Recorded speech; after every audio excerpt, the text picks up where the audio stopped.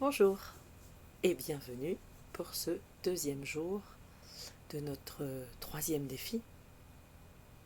Et cela fait donc 7 plus 12 plus 2 égale 21 jours que vous prenez ce temps pour vous, et donc bravo. Alors aujourd'hui, le temps de partage que je vous propose est un petit peu différent. Je ne vais pas vous proposer une longue méditation, mais plutôt de partager l'extrait d'un livre que j'apprécie énormément, qui fait partie de la dizaine de livres qui restent souvent à mes côtés pour source d'inspiration, pour relecture, pour approfondissement, et en particulier parce que c'est un livre qui propose des exercices très pratiques pour explorer des sujets dont on n'a pas forcément l'habitude. Alors ce premier livre que je partage aujourd'hui avec vous est celui-ci. C'est Ne te quitte pas de Martin Aylward, et dont le sous-titre est Le corps au cœur de la méditation. Alors, pour ceux qui ont pris cette habitude de s'asseoir et de méditer, vous savez que nous revenons en permanence à cet ancrage sur le corps, à ce corps qui est le siège de l'expression de nos émotions et des tensions qui peuvent se créer entre nos émotions, nos pensées, nos ressentis. Et donc, le principal partage, le principal enseignement de Martin à travers cet ouvrage reprend une phrase d'un de ses enseignants aussi de méditation, qui est qu'on ne devrait jamais quitter son corps. Alors, on peut s'interroger sur pourquoi on aurait cette tendance à quitter son corps et pourquoi c'est si difficile, pour certains d'entre nous en tout cas, de renouer, de se relier à ce corps. Et pour vous faire découvrir ce livre, eh bien, je vous propose un exercice qui m'a particulièrement marqué, qui est un exercice sur l'image sociale de soi. Comment la société nous voit en fait. Et globalement, nous avons tous hérité d'une représentation sociale de notre corps. Et nous avons tendance à reproduire ce dont nous avons hérité bien facilement. Alors du coup, je vais vous proposer 7 questions que Martin nous propose dans cet exercice et qui sont des questions pour vous aider à cerner l'image que vous avez de vous. Ces 7 questions contemplatives vous sont proposées pour réfléchir, et l'idée c'est d'y répondre sans censure, d'y répondre sans chercher la bonne réponse, mais juste avec ce qui vous vient, ce qui est présent, ce qui est naturellement présent. Alors la première question, c'est que pensez-vous de vous ? La deuxième, quelles sont les qualités qui ressortent ? La troisième, quelles sont les qualités que vous minimisez ou que vous ignorez ? La quatrième, avez-vous une image plutôt critique ou plutôt élogieuse de vous-même ? La cinquième, comment vous sentez-vous par rapport à votre taille et à la forme de votre corps ? La sixième, quels sont les 3 mots que vous utiliseriez pour vous décrire ? Et la septième, recommencez 10 fois la question 6. Sans trop réfléchir. Notez simplement ce qui vous vient à l'esprit. Je suis quelqu'un qui... blablabla, blablabla, blablabla. Et faites cet exercice une dizaine de fois. Et c'est souvent dans la répétition qu'on va pouvoir toucher à des choses peut-être plus sensibles, plus authentiques, qu'on a moins l'habitude de partager aussi parce qu'on ne prend pas ce temps d'aller poser à l'intérieur ces questions. puis quand vous avez fait cet exercice, relisez tranquillement ce que vous avez écrit. Y a-t-il des thèmes qui émergent? Quelle est la tonalité des images que vous avez pour parler de vous? Sont-elles craintives, critiques, auto-limitantes, angoissées? Vous imposent-elles des limites? Ou bien sont-elles encourageantes, voire émancipatrices? Sont-elles utiles? Que de questions. Et c'est un exercice qui est intéressant à plusieurs titres.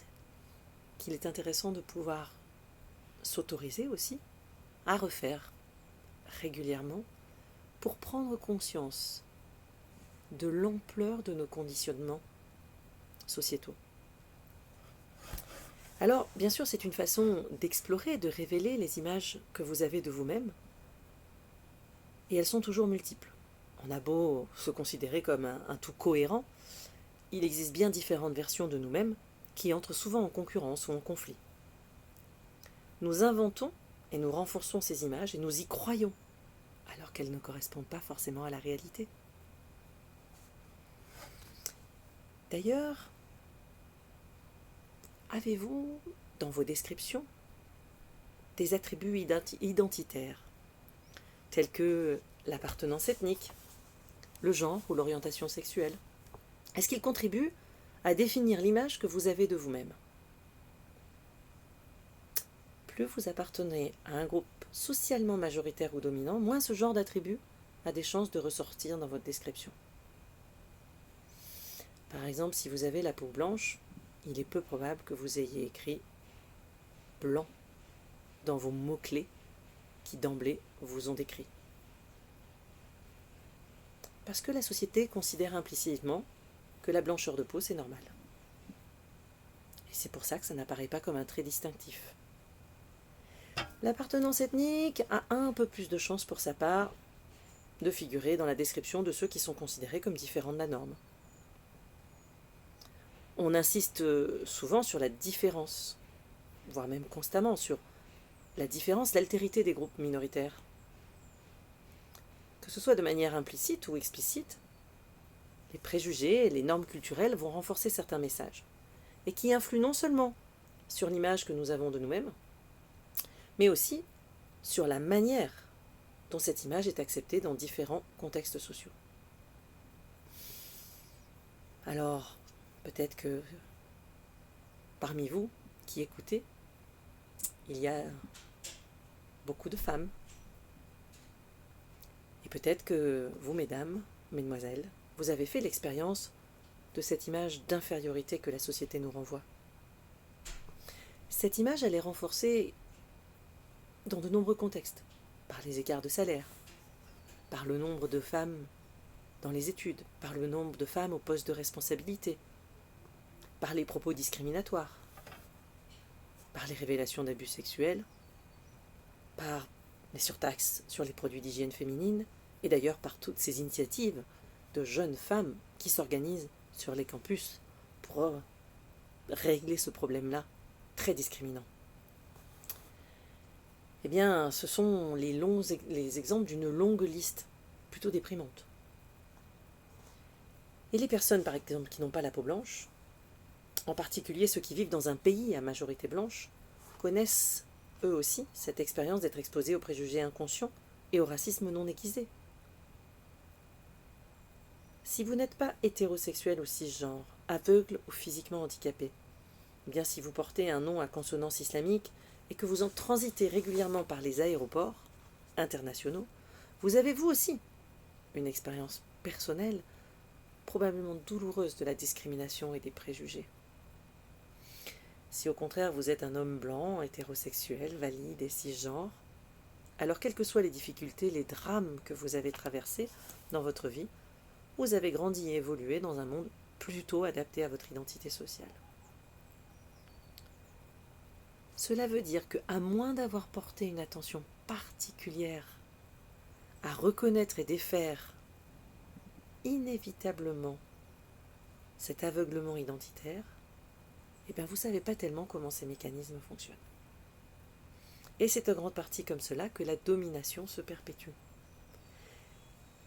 Ceux qui bénéficient d'une identité sociale dominante ont tendance à ne pas savoir ce que vivent les groupes minoritaires. Tandis que ceux dont l'identité est marginalisée, eux savent beaucoup de choses à propos des groupes majoritaires. Pas le choix pour survivre.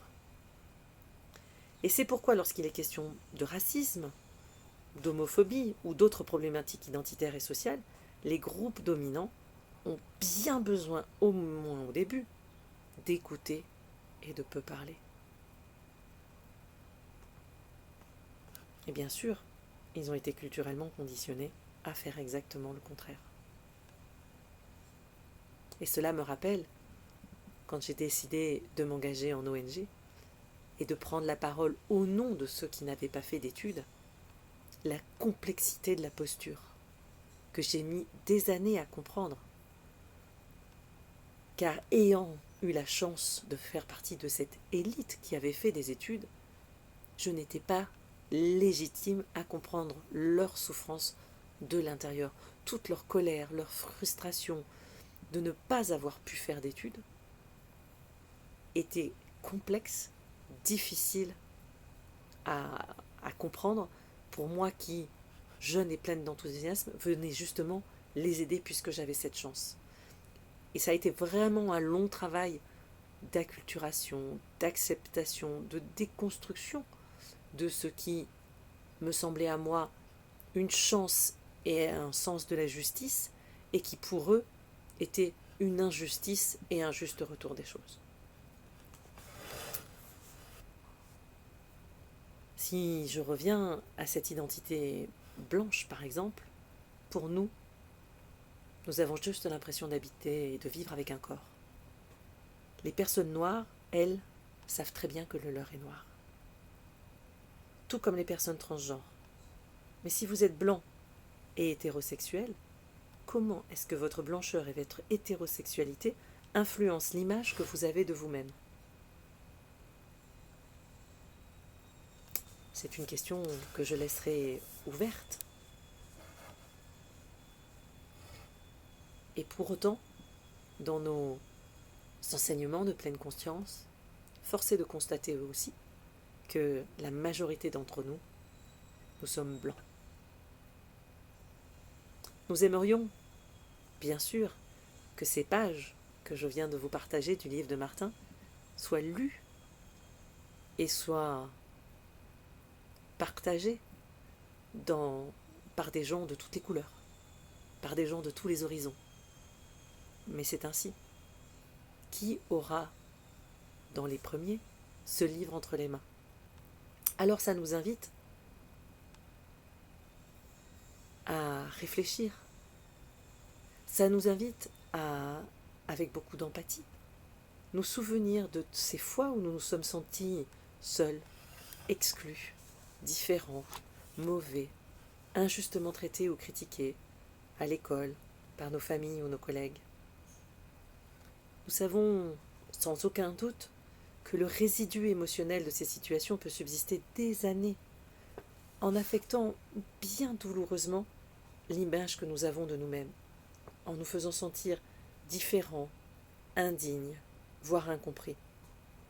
Alors imaginez l'espace d'un instant que ce sentiment d'exclusion soit perpétué par les pouvoirs, par les institutions, par les comportements sociaux qui forment ce que nous appelons la société.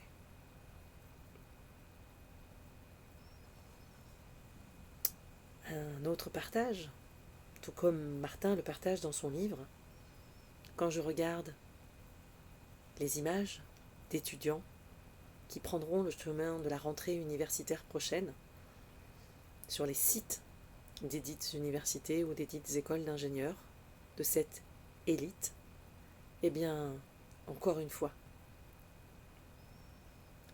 je ne sais pas comment vous vous reconnaissez dans ces images, mais le chemin est encore long vers l'inclusion et vers l'acceptation complète de la différence. Et oui, avoir une image avec que des jeunes gens blancs, par exemple, eh bien, pour ceux qui ne le sont pas, en substance, eh bien, cette école n'est pas faite pour vous, il n'y a personne qui vous ressemble, vous n'y êtes pas représenté, et donc pas forcément les bienvenus. Voilà un exercice, une réflexion qui m'a beaucoup travaillé, qui m'a permis de beaucoup relire aussi mon expérience de coopération internationale, qui me permet aussi de regarder avec beaucoup d'humilité le chemin que l'enseignement supérieur parcourt en France, de me dire que la route est encore longue, mais de m'y sentir pleinement engagée. Alors vous aussi, je vous invite à lire ce livre à petite dose, à prendre tous les exercices dans l'ordre qui vous conviendra et à avoir beaucoup de plaisir à découvrir cette approche de la pleine conscience. À très bientôt.